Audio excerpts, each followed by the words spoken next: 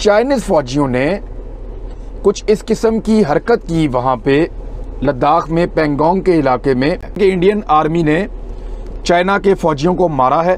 बड़ी अच्छी हाइट उनको मिल गई है इंडियन फौजियों को, और उन्होंने चाइनीज फौजियों को यहाँ पे मारा है। सीडीएस जनरल पेन रावत ने जो चंद रोज कबल धमकियां लगाई थी, ठीक 5 से 6 दिनों में उसका रिजल्ट मिलना शुरू। चाइनीज फौज को एक बार फिर घूंसे, मुक्के और लातों से खूब तवाज़ो की गई।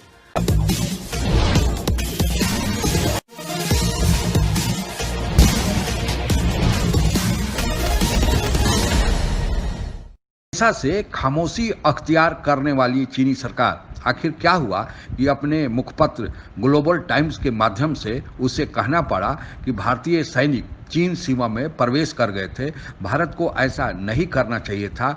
इस संबंध में वार्ता से मामले को सुलझाया जा रहा है और आगे भी सुलझाया जाएगा।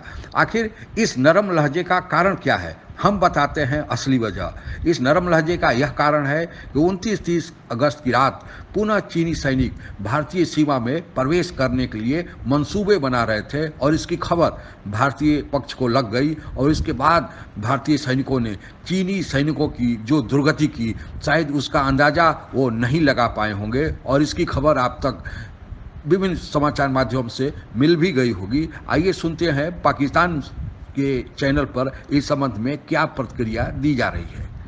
के पास इंडिया और चीन का एक तसादुम हुआ है। ये 29 और 30 तारीख की जो रातें हैं, उन रातों में ये कुछ हल्का फुल्का तसादुम हुआ और आज इसको रिपोर्ट किया गया। चाइनीज फौजियों ने कुछ इस किस्म की हरकत की वहाँ पे लद्दाख में पेंगोंग के इलाके में, जिसकी वजह से इंडिया और चीन के फौजियों के दरमियान एक क्लैश हुआ है कि इंडियन आर्मी ने चाइना के फौजियों को मारा है। यानी कि पेंगोंग लेक का जो सदर्न बैंक है या उसका जो सदर्न जनूबी उसका जो एरिया है, वहाँ पे एक बड़ी ज़बरदस्त जो दिफाई हिकमत अमली के लिहाज से एक पोस्ट थी, उसको जो है वो काबू कर लिया है। बड़ी अच्छी हाइट उनको मिल गई है इंडियन फौजियों को, और उन्होंने चाइनीज़ फौजियों को यहाँ पे मारा है। इसका मतलब है इंडिया ने अग्रेशन की है, इंडिया आगे बढ़ा है। स्टेटमेंट आया था 2 दिन पहले बिपिन रावत का, जिसमें उन्होंने कहा था कि हमारे पास अगर मुज़ाकरात कामयाब नहीं होते तो मिलिट्री ऑप्शंस मौजूद हैं। चाइना इस किस्म की चीज़ें कर रहा है कि वो इन चीज़ों से बाज रखे अपने फौजियों को। वो चीन को भगा के एक हाइट ले ली है, तो इसका मतलब आप समझ जाएं कि जंग की ज़ुबान में क्या हो सकता है। क्योंकि दोनों तरफ से हथियार का इस्तेमाल नहीं हुआ, गोली नहीं चली, आपस में एक क्लैश ज़रूर हुआ है, धक्कम पेल हुई है। भारत भी साउथ चाइना सी में पहली मर्तबा दाखिल हुआ है अपने जंगी जहाज़ों के साथ अमेरिका की मदद के लिए।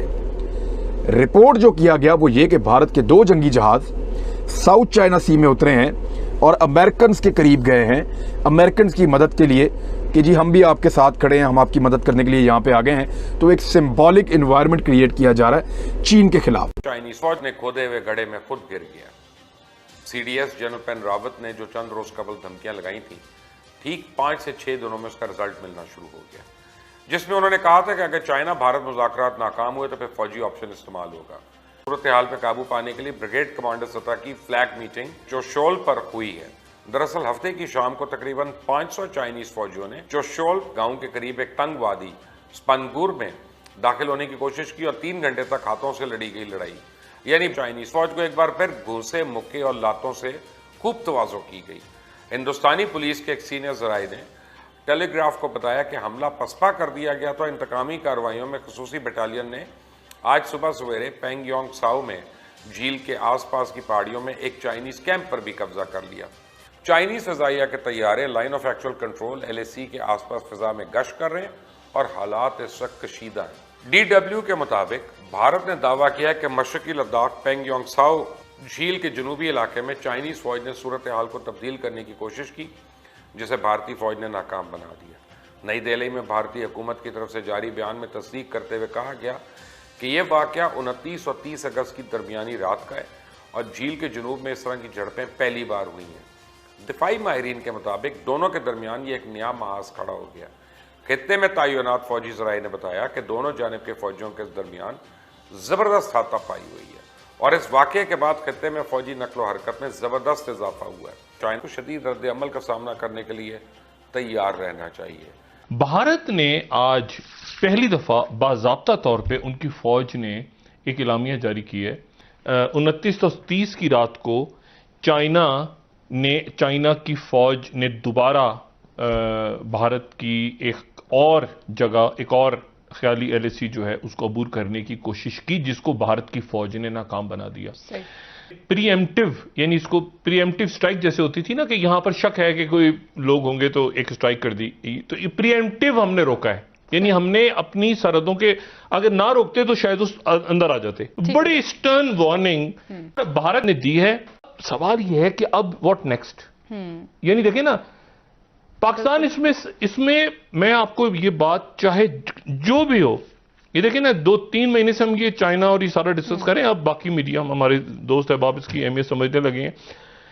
पाकिस्तान इसमें खिंच जाएगा, पाकिस्तान सकीन होगा, पाकिस्तान की इस्टेब्लिशमेंट सकून चाहे, पाकिस्तान की हुकूमत सकून चाहे, पाकिस्तान के अवाम, ये पाकिस्तान कशिश नहीं होती, मैग्नेट, ये मैग्नेट जंगों का खींचेगा पाकिस्तान को उस तरफ जहां पे LAC और LOC और ये 2 फ्रंट वॉर की जो बात इंडिया कर रहा है, इसमें पाकिस्तान सकिन होगा। ठीक हो गया। जैसा कि आप लोगों को ज्ञात ही होगा कि भारत और चीन के बीच 3488 किलोमीटर की सीमा रेखा है, पर दुर्भाग्यवश चीन पूरी सीमा रेखा को ही एक तरह से विवादित मानता है। हालांकि अंग्रेजों के शासनकाल में भारत और चीन सीमा के बीच विभाजन मैकमोहन लाइन द्वारा कर दिया गया था। पूर्व में हमारी चाइना पॉलिसी में कुछ खामियां रही हैं। हम हमेशा से पाकिस्तान को ही नंबर 1 दुश्मन मानते हैं।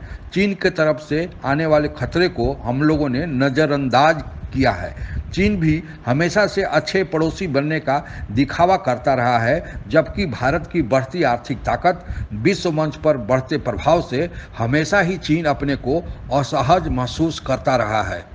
भारत और चीन के बीच पहला युद्ध में भारत को हार का सामना करना पड़ा था, कारण हम पूरी तरह चीन से मुकाबला करने के लिए तैयार नहीं थे। इस युद्ध के परिणाम स्वरूप अक्साई चीन वाला इलाका, जो भारत के लद्दाख राज्य का हिस्सा था, चीन को गंवाना पड़ा और आज तक चीन उस पर अवैध कब्जे में बना हुआ है। 1967 में दूसरी बार चीन से नाथुला रीजन में मुठभेड़ हुआ था, जो सिक्किम के पास स्थित है। इस मुठभेड़ में चीन को भारी नुकसान हुआ था और उसके 400 सैनिक मारे गए थे। तीसरी बार डोकलम में चीन और भारत के बीच विवाद हुआ था, जो 72 दिनों तक चला था, लेकिन इसमें किसी भी पक्ष के किसी सैनिक के हताहत होने की कोई खबर नहीं थी।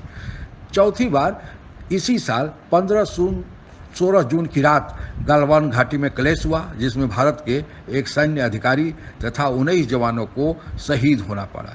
और चौथी बार हाल में ही 29-30 की रात गलवान घाटी में पुनः क्लेश हुआ और इसमें पुनः चीन को मुंह की खानी पड़ी। चीन की नीति का अंदाजा लगा लिए होंगे कि उसकी कैसी दोगली नीति है और उसका व्यवहार भारत के प्रति कैसा है। अब हमको सचेत होने की आवश्यकता है। आप अगर हमसे जुड़ा रहना चाहते हैं तो कृपया मेरे चैनल को सब्सक्राइब करें तथा बेल आइकन भी दबा दें, ताकि नई वीडियो की जानकारी तुरंत आप तक पहुंच जाए। धन्यवाद। जय हिंद।